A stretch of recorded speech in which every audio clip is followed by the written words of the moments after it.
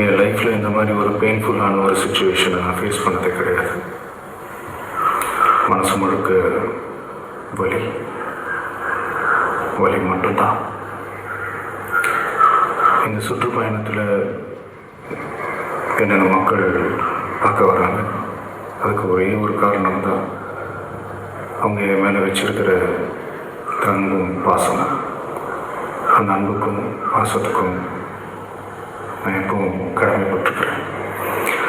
அதனால தான் இந்த சுற்றுப்பயணத்தில் மற்ற எல்லா விஷயங்களையும் தாண்டி மக்களுடைய சேஃப்டி, அதில் எந்த காம்ப்ரமைஸும் பண்ணிடக்கூடாதுன்றதுக்காக தான் அது என் மனசில் ரொம்ப ஆழமாக இருக்கும் அந்த எண்ணம். அதனால தான் இந்த அரசியல் காரணங்கள் எல்லாத்தையும் தவிர்த்துட்டு ஒதுக்கி வச்சுட்டு மக்களோட சேஃப்டி மட்டும் மைண்டில் வச்சுக்கிட்டு அதுக்கான இடங்களை சூஸ் பண்ணுறது, அதுக்கான இடங்களை பார்த்து பர்மிஷன் கேட்குறது, போலீஸ் டிபார்ட்மெண்ட்டில் அதை ரிக்வெஸ்ட் பண்ணி கேட்போம். ஆனால் நடக்கக்கூடாதது நடந்துருச்சு.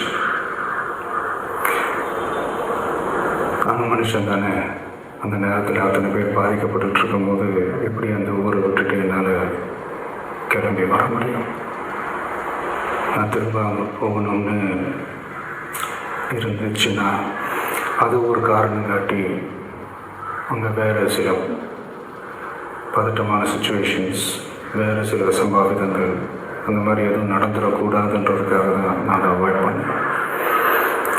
இந்த நேரத்தில் சொந்தங்களை இழந்து தவிக்கிற அத்தனை குடும்பங்களுக்கும் என்னுடைய ஆழ்ந்த இரங்கலை தெரிவிச்சுக்கிறேன். எனக்கு தெரியும், என்ன சொன்னாலும் இது ஈடையாகாதுன்னு எனக்கு தெரியும்.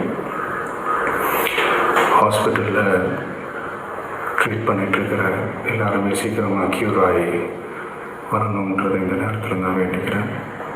கூடிய சீக்கிரமே உங்கள் எல்லாரையும் நான் சந்திக்கிறேன். இந்த நேரத்தில் எங்களுடைய வலிகளை, எங்களுடைய நிலைமையை புரிஞ்சுக்கிட்டு எங்களுக்காக பேசின அரசியல் கட்சிகளை சார்ந்த நண்பர்கள், தலைவர்கள் அனைவருக்கும் என்னுடைய நன்றியை தெரிவிச்சுக்கிறேன். கிட்டத்தட்ட ஒரு 5 மாவட்டத்துக்கு பிரச்சாரத்துக்கு போனோம். இந்த மாதிரி எதுவுமே நடக்கல. ஆனால் கரூரில் மட்டும் ஏன் எப்படி நடக்குது, எப்படி நடக்குது?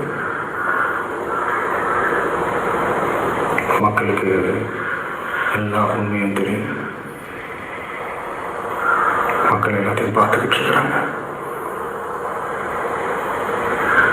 கரூரை சேர்ந்த அந்த மக்கள் அந்த உண்மையெல்லாம் வெளியில் சொல்லும்போது எனக்கு கடவுளே நேரில் வந்து இறங்கி அந்த உண்மைகள்லாம் சொல்கிற மாதிரி எனக்கு தோணுச்சு.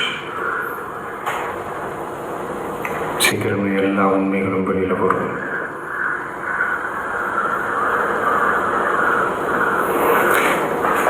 எங்களுக்கு தரப்பட்ட இடத்துல நாங்கள் போய் அந்த ஸ்பாட்டில் நின்று நாங்கள் பேசிட்டோம். அதை தாண்டி எந்த தவறும் எங்கள் சைடில் நாங்கள் எதுவும் செய்யலை.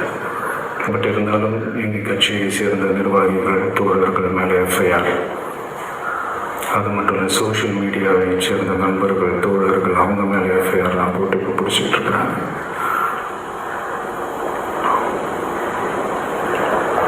சிஎம் சார், உங்களுக்கு ஏதாவது இந்த பழி வாங்கணும் அப்படின்ற எண்ணம் ஏதாவது இருந்துச்சுன்னா என்ன வேணாலும் பண்ணுங்க.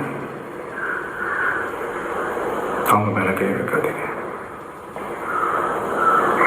நான் ஒன்று வீட்டில் இருப்பேன், இல்லை நான் ஆஃபீஸில் இருப்பேன். என்ன வேணாலும் செய்யுங்க. நண்பர்களே, தோழர்களே, நம்மளுடைய அரசியல் பயணம் இன்னும் ஸ்ட்ராங்காக, இன்னும் தைரியத்தோட கண்டினியூ ஆகும்.